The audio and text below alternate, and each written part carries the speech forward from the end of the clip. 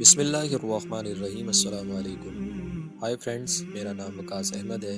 Welcome to YouTube channel دلچسپ videos. حضرت حامد اسود رحمۃ اللہ تعالی علیہ حضرت ابراہیم خواص کے عقیدت مندوں میں سے تھے۔ آپ فرماتے ہیں کہ حضرت ابراہیم خواص جب کبھی سفر پر روانہ ہوتے تو کسی کو بھی اطلاع نہ دیتے اور نہ ہی کسی کو اپنے ساتھ سفر پر چلنے کے لیے کہتے۔ جب کبھی سفر کا ارادہ ہوتا تو ایک برتن اپنے ساتھ لے جاتے جو وضو اور پانی پینے کے لیے استعمال فرماتے۔ ایک مرتبہ اسی طرح آپ نے اپنا برتن اٹھایا اور ایک سمت چل دیے۔ میں بھی آپ رحمۃ اللہ تعالی علیہ کے پیچھے ہو لیا۔ ہمارا سفر جاری رہا۔ آپ نے دوران سفر مجھ سے کوئی بات نہ کی، یہاں تک کہ ہم کوفہ پہنچ گئے۔ وہاں ہم نے ایک دن اور ایک رات قیام کیا۔ پھر آپ قادسیہ کی طرف روانہ ہوئے۔ جب ہم قادسیہ پہنچے تو آپ میری طرف متوجہ ہو کر پوچھنے لگے، اے حامد، تم یہاں کیسے آئے؟ میں نے عرض کی، حضور، میں آپ کے ساتھ ساتھ ہی سفر کرتا آ رہا ہوں۔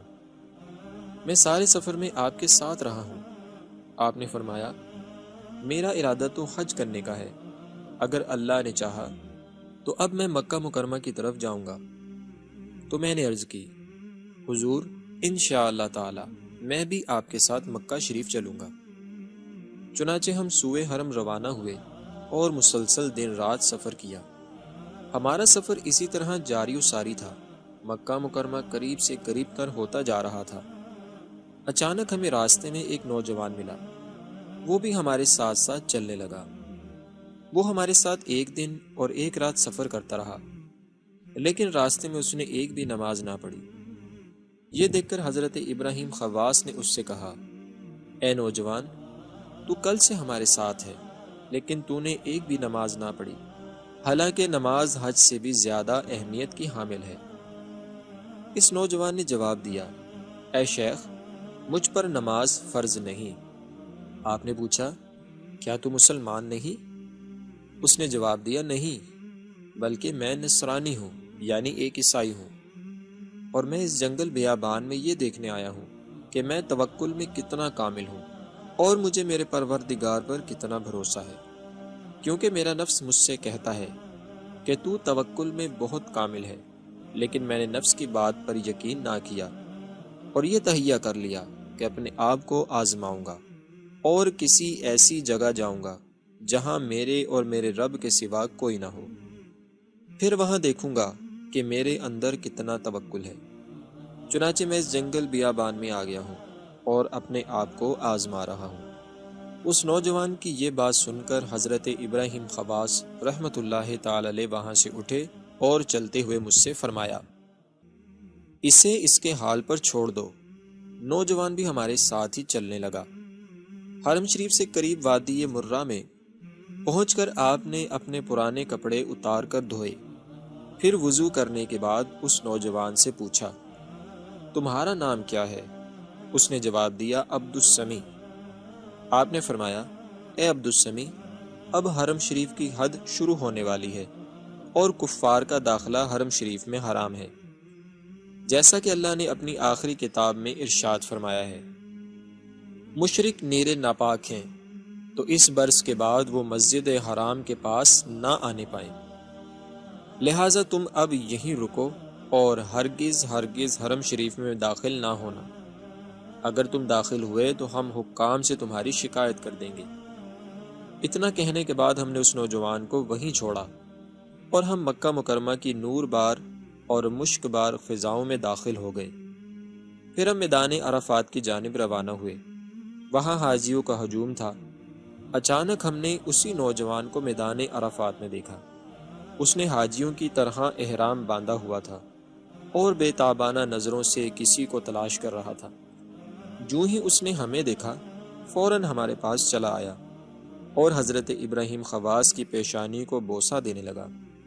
یہ صورتحال دیکھ کر حضرت ابراہیم خواص نے ارشاد فرمایا، اے عبد السمیع، تم یہاں کیسے آ گئے؟ اس نوجوان نے عرض کی، حضور، اب میرا نام عبد السمیع نہیں بلکہ عبداللہ ہے، یعنی اب وہ عیسائی مسلمان ہو چکا تھا۔ آپ نے فرمایا، اپنا پورا واقعہ بیان کرو۔ کہ تم کس طرح مسلمان ہوئے؟ تمہاری زندگی میں یہ انقلاب کیسے آیا؟ اس نوجوان نے عرض کی، حضور، جب آپ مجھے چھوڑ کر آ گئے تھے تو میں وہیں موجود رہا اور میرے دل میں یہ خواہش مچلنے لگی کہ آخر میں بھی تو دیکھوں کہ وہ مکہ مکرمہ کیسی جگہ ہے جس کی طرف مسلمان سفر و ہجر کی مشکلات برداشت کر کے ہر سال حج کے لیے آتے ہیں۔ آخر اس میں ایسی کیا عجیب بات ہے؟ اسی خواہش کی بنا پر میں نے بھیس بدلا اور مسلمانوں جیسی حالت بنا لی۔ میری خوش قسمتی کہ وہاں ایک قافلہ پہنچا جو حرمین شریف آ رہا تھا۔ میں نے اپنے آپ کو مسلمان ظاہر کیا اور اس قافلے میں شامل ہو گیا۔ جو ہمارا قافلہ مکہ مکرمہ سے قریب ہوتا جا رہا تھا، میرے دل کی دنیا بدلتی جا رہی تھی۔ عجیب و غریب کیفیت کا عالم تھا۔ پھر جو ہی میری نظر خانہ کعبہ پر پڑی تو میرے دل سے تمام ادیان باطلہ یعنی تمام باطل دین اور مذاہب کی محبت نکل گئی اور دین اسلام کی محبت میرے دل میں گھر کر گئی۔ میں نے فوراً عیسائیت سے توبہ کر کے محمد رسول اللہ صلی اللہ علیہ وآلہ وسلم کی غلامی اختیار کر لی اور مسلمان ہو گیا۔ اس وقت میرا دل بہت خوشی محسوس کر رہا تھا۔ قبول اسلام کے بعد میں نے غسل کیا، احرام باندھا اور دعا کی، اے اللہ، آج میری ملاقات حضرت ابراہیم خواص سے ہو جائے۔ بارگاہ خداوندی میں میری دعا قبول ہوئی اور میں اب آپ کی خدمت میں حاضر ہوں۔ حضرت ابراہیم خواص بہت خوش ہوئے، اسے خوب شفقتوں اور محبتوں سے نوازا، پھر ہماری طرف متوجہ ہوئے اور فرمایا، اے حامد، دیکھ لو سچائی میں کتنی برکت ہے۔ اس نوجوان کو حق کی تلاش تھی اور یہ اپنی طلب میں سچا تھا، لہٰذا اسے حق مل گیا، یعنی یہ اسلام کی دولت سے مالا مال ہو گیا۔ پھر وہ نوجوان ہمارے ساتھ ہی رہنے لگا اور بہت بلند مرتبہ حاصل کیا۔ بالآخر وہ دار فانی سے دار بقا کی طرف روانہ ہو گیا۔ محترم دوستو، عزت اور ذلت، زندگی اور موت، یہ سب میرے اللہ کے دستے قدرت میں ہے۔ اللہ نے اپنے اولیاء کو عام بندوں میں پوشیدہ رکھا ہے تاکہ ہم ہر مسلمان کی عزت کریں۔ ایک اللہ کے ولی فرماتے ہیں، مت دیکھ کسی مسلمان کو حقارت کی نگاہ سے، کیا معلوم وہی مقبول خداوندی ہو۔